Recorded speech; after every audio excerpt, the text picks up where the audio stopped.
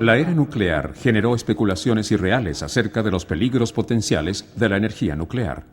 No es de sorprenderse que en la actualidad tengamos preocupaciones similares acerca de otro campo de la ciencia. Pienso que la analogía entre la energía atómica dañando el ADN y creando monstruos, por ejemplo, hormigas o conejos gigantes, en cierto sentido es muy similar a las actuales preocupaciones sobre ingeniería genética y creación de monstruos. Por ejemplo, analicemos el libro y la película Parque Jurásico. Esta era una tecnología de recombinante de ADN usada incorrectamente, y aunque la mayor parte de ella era bastante exagerada, recogía los principios básicos que de hecho eran bastante razonables. En cada una de nuestras células se halla el secreto de la herencia de nuestro ADN. En estas intrincadas moléculas, la naturaleza guarda las instrucciones genéticas que construyen todo lo viviente. Actualmente contamos con el conocimiento y la tecnología para alterar estas instrucciones. Pero ¿qué pasaría si manipuláramos esta molécula de la vida? Y si las vidas están comprometidas, podemos darnos el lujo de no hacerlo.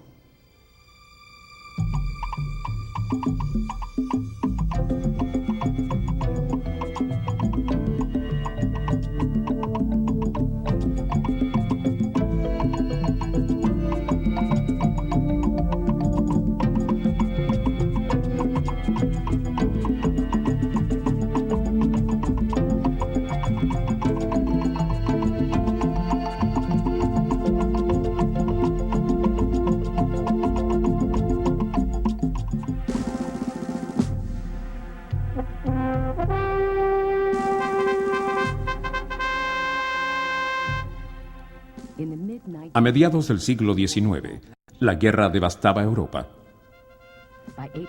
En 1869 estaba llegando a su fin una de las décadas más sangrientas del mundo. Irónicamente, la miseria surgida en las batallas de esa época conduciría a uno de los descubrimientos más importantes de la biología. Usando los vendajes de los soldados heridos, un químico suizo llamado Friedrich Mischer aisló una molécula del núcleo de los glóbulos blancos de la sangre. Mischer llamó nuclein a la sustancia química, la cual se dio a conocer como ácido desoxirribonucleico, el ADN. Sin saber que Mischer acababa de descubrir el programa de la vida, en gran medida los científicos ignoraron su trabajo. La estructura y función de esta molécula seguiría siendo un misterio durante 80 años más.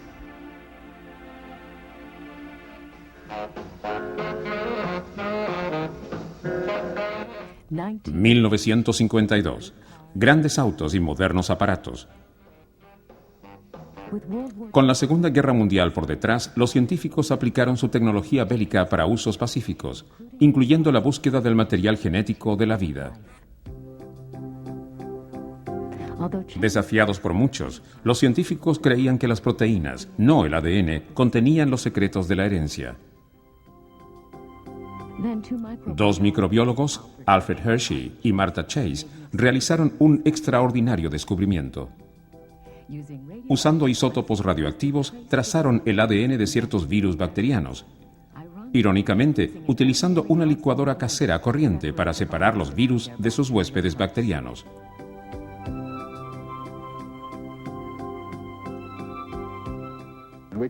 Probamos con todo. Nada funcionó hasta que llegamos a esta pequeña y elegante máquina que se inventó. El dado cayó con el 5 hacia arriba. Y funcionó. En este experimento memorable, Hershey y Chase probaron que el material genético del virus no era una proteína, era ADN. Ahora la búsqueda para determinar la estructura de estas moléculas alcanzaban el nivel febril. En 1953, James Watson, un joven colega de Hershey, se asoció con un ex físico llamado Francis Crick. Inspirado por la cristalografía de rayos X, la cual reveló un patrón de espiral, reconstruyeron un modelo tridimensional de sintonización para el ADN, el hélice de doble filamento. Pienso que el descubrimiento de la estructura del ADN es realmente la base fundamental sobre la cual se establece la biología molecular moderna. la importancia de lo cual es casi insondable. Y así lo fue quizás en mi mente, probablemente tan seminal como el descubrimiento de Darwin tal vez, las leyes de la supervivencia, la ley de la herencia de Mendel.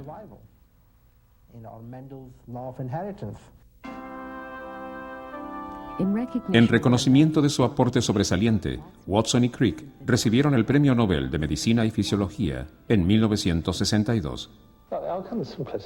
La simplicidad final era relación complementaria de las bases, la secuencia de una cadena. La especie de alfabeto de una cadena determinaba el alfabeto de la otra. De modo que si uno tiene una A en una cadena, adenina, debe haber timina en la otra cadena, así que era solo una pequeña molécula. Los componentes básicos del ADN son las 4 letras distintas del alfabeto, que denominamos bases nucleótido, representadas por A, G, C y T, y la notable propiedad de estas bases es que se juntan en pares. Las A siempre se juntan con las T y las G con las C, para entonces crear una molécula de ADN de filamento doble, en donde las bases coincidentes son las escalas individuales, a medida que una sube por el espiral de la vida. El ADN contiene 2 filamentos de bloques de construcción llamados nucleótidos, dispuestos como una escala de espiral. Cada nucleótido incluye 3 partes: un grupo de fosfato, una molécula de azúcar y uno de 4 bases: adenina, guanina, citosina y timina. Los enlaces de azúcar-fosfato forman el pilar doble de la molécula, los pasamanos de la escalera.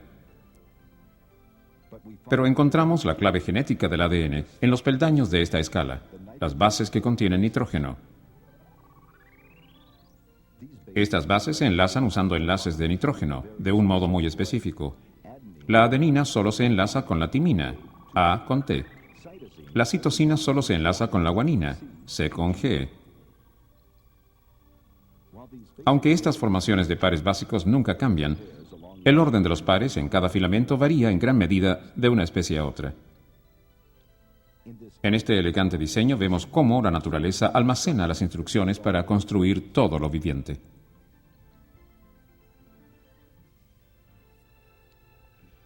En la ciencia, los buenos modelos ofrecen un valor predictivo.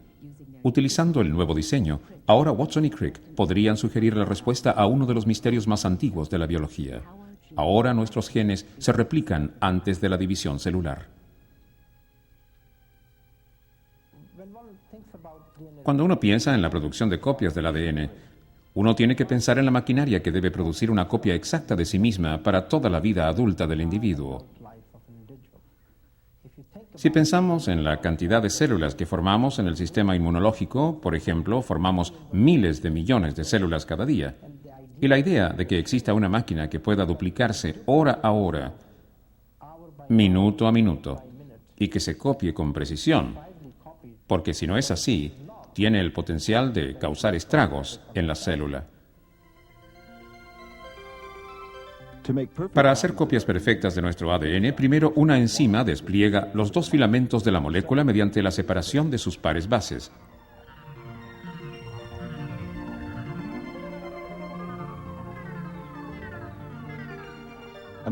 Luego otra enzima une nucleótidos libres a los lados expuestos.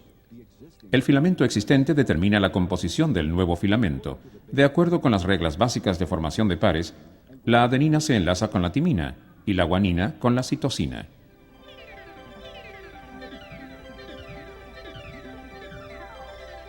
En largos filamentos de ADN, la copia se produce en muchas regiones simultáneamente, formando las cromatidas hermanas necesarias para la división celular. La estructura del ADN reveló los secretos de la función y lanzó un nuevo campo de la biología.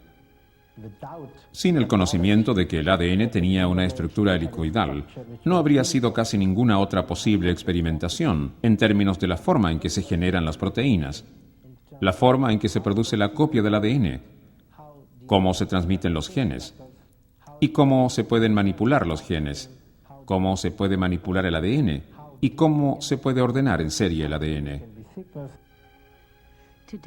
En la actualidad, con su conocimiento creciente, los científicos pueden alterar la constitución genética de lo viviente. Aunque esto puede atemorizar a algunos, para otros ofrece la única oportunidad para tener una vida normal.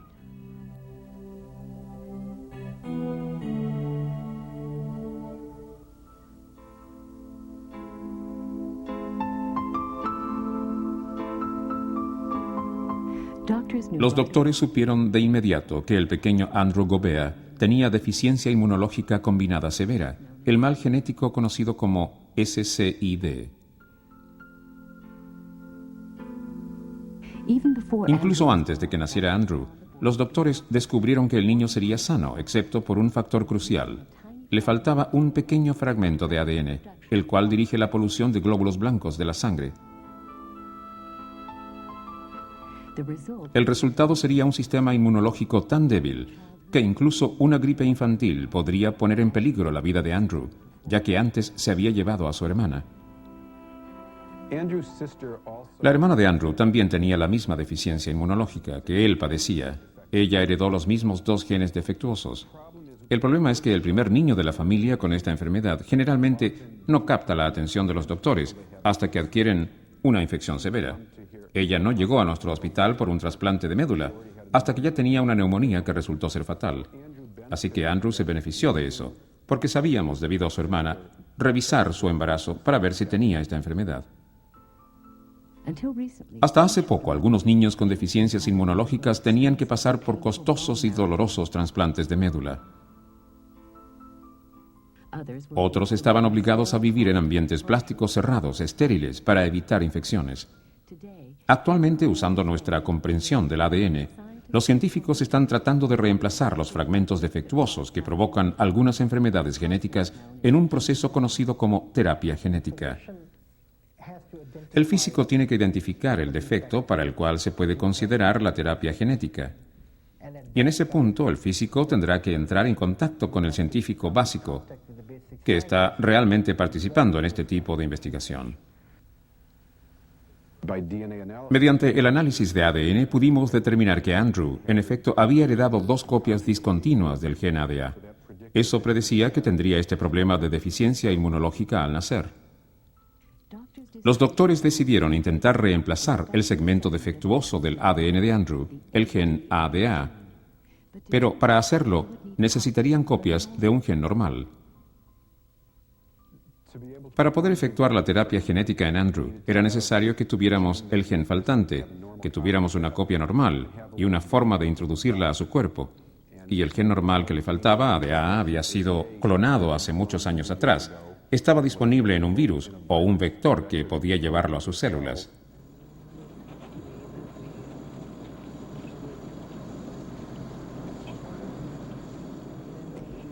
En la terapia genética, la clonación es el proceso de reproducir copias de un gen normal o filamento de ADN.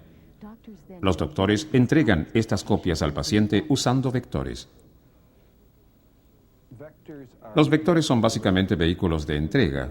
El verdadero desafío en la barrera de la terapia genética es, una vez que hemos clonado un gen normal, cómo se puede introducir en las células.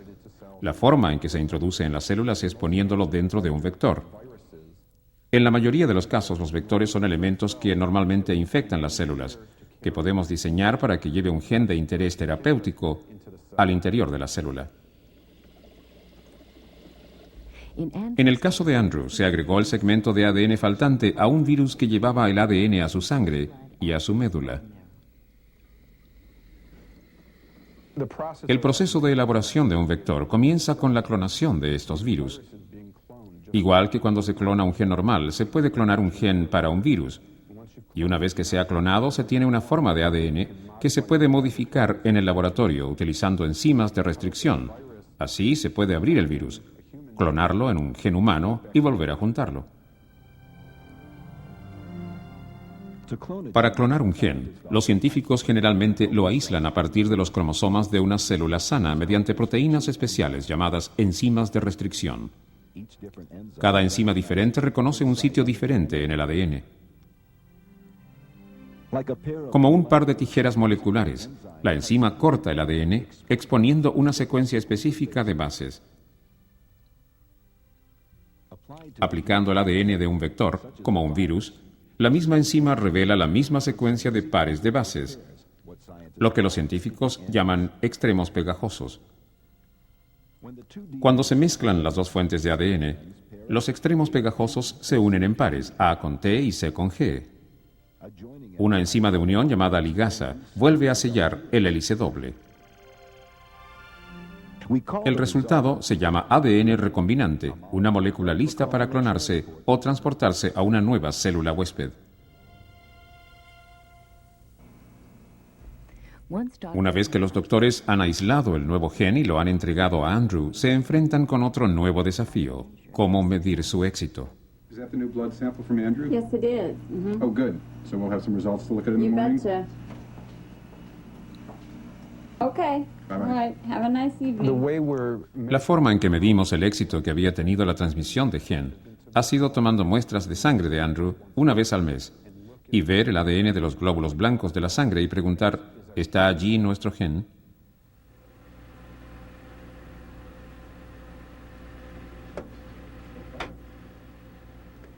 Y la forma en que lo estamos analizando es con PCR.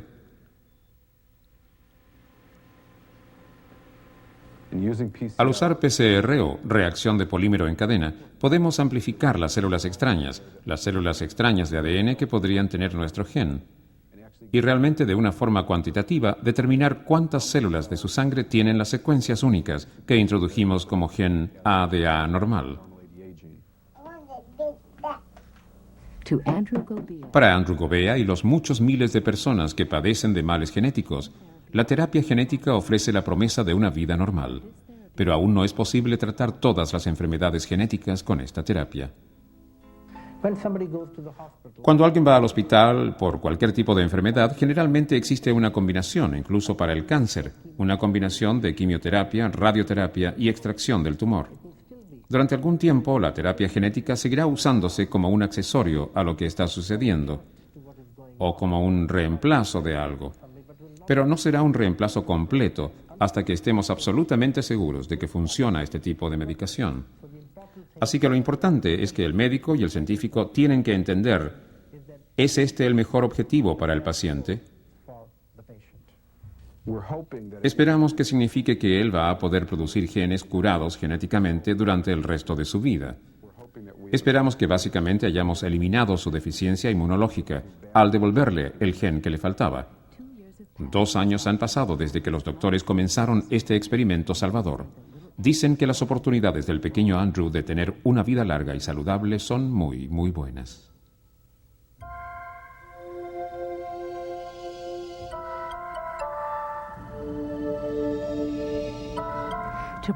Para evitar el sufrimiento de los males genéticos, los científicos necesitan aumentar la disponibilidad de genes humanos normales, pero primero deben encontrarlos. Para efectuar la terapia genética, el primer paso es tener el gen que hay que introducir en el paciente. Ese es el proceso de clonación de genes. La forma en que se aísla un gen humano es saber algo acerca del gen que se está buscando y encontrarlo entre todos los genes de la célula del paciente, o saber en qué parte del cromosoma se halla un gen discontinuo y luego analizar ese vecindario. La búsqueda de un gen impone un desafío atemorizante. Los científicos deben examinar miles de millones de pares bases, esencialmente toda la memoria química de nuestro ADN, para poder aislar un gen específico. Imaginen buscar una página de un libro en una biblioteca que no tenga fichero. Los 23 pares de cromosomas presentes en cada célula humana son esencialmente el programa de la vida. Así que tienen toda la información necesaria para nacer como una sola célula y conducirnos por este maravilloso proceso del desarrollo, en donde se termina conteniendo, siendo un organismo con 10 elevado a la potencia de 14 células, es decir, un 1 seguido de 14 ceros, una cifra astronómica.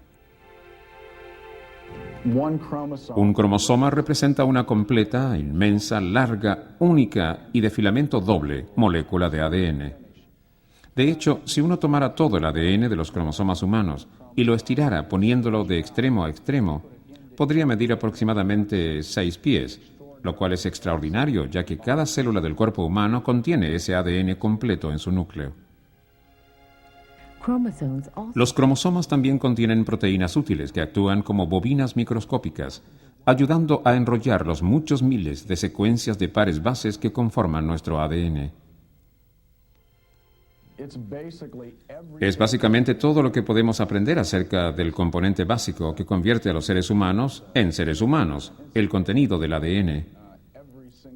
Es equivalente a tener cada letra de una biblioteca completa de principio a fin, una colección completa de libros en una biblioteca.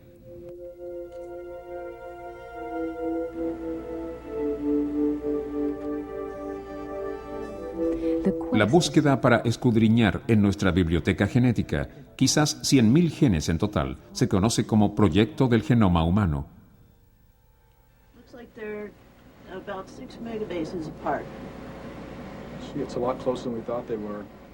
Los científicos de todo el mundo están cooperando en esta cacería del gen molecular. Uno de estos científicos es el Dr. John Wasmuth. Cuando nos concentramos en el cromosoma número 5, el que representa alrededor del 5% de todo el ADN del genoma humano, existen de hecho formas de separar físicamente un cromosoma de otro. Los científicos a veces utilizan láseres para analizar y aislar cromosomas. Sin embargo, el grupo del Dr. Wasmuth emplea marcación química para trazar un mapa de los fragmentos individuales de ADN. Al trazar un mapa de la ubicación de cualquier fragmento de ADN, se basa en el hecho de que el hélice doble de ADN es complementario. Si analizamos la forma en que los pares bases G del ADN se juntan en pares con los C y los A con los T, tenemos un tramo de, digamos, 30.000 pares bases. Lo extendemos y separamos los dos filamentos, y se tiene un fragmento de ADN clonado, el que es complementario con alguno de estos dos filamentos. Básicamente buscará su pareja exacta, y utilizando varios marcadores sobre el ADN clonado, ya sean radioisótopos o marcadores fluorescentes, es posible identificar el lugar exacto cuando ese fragmento de ADN complementario con el clon encuentra a su hermano o hermana.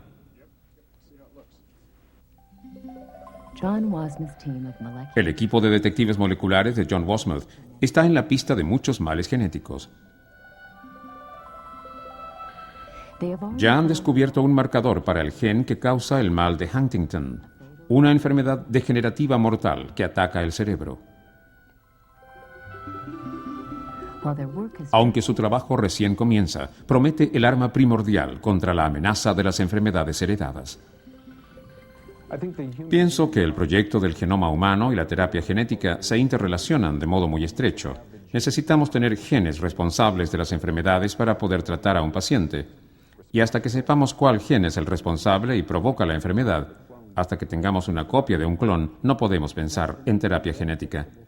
Uno de los principales beneficios que se van a derivar del proyecto del genoma humano es que nos van a entregar un mapa detallado de los 23 pares de cromosomas, y estos a su vez nos van a permitir identificar, representar los genes que participan en muchas enfermedades distintas, desde el mal de Alzheimer, el desorden maníaco-depresivo, hasta diversos tipos de cáncer. El desciframiento del genoma humano puede llegar a convertirse en uno de los descubrimientos más importantes de nuestra época, tan poderoso como la división del átomo. Pero este poder conlleva un riesgo. Los científicos ahora están a punto de poder manipular el ADN, el programa de la vida misma. Como sociedad, ¿estamos preparados para manejar un poder tan atemorizante de manera sensata? El público tiene genuinas preocupaciones acerca de las intenciones y de las implicancias de los descubrimientos científicos. Tienen aprehensiones específicas, porque en el pasado algunos de los temores fueron justificados.